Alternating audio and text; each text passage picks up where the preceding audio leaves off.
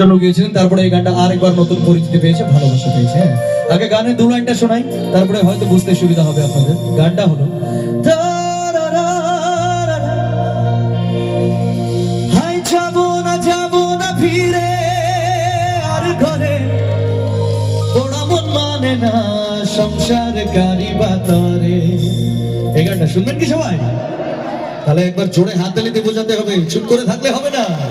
সকল মিলে lovely audience, ready? চলো 1 2 3 4 একটু মিষ্টি মিষ্টি হাততালি চাইবো সকলে।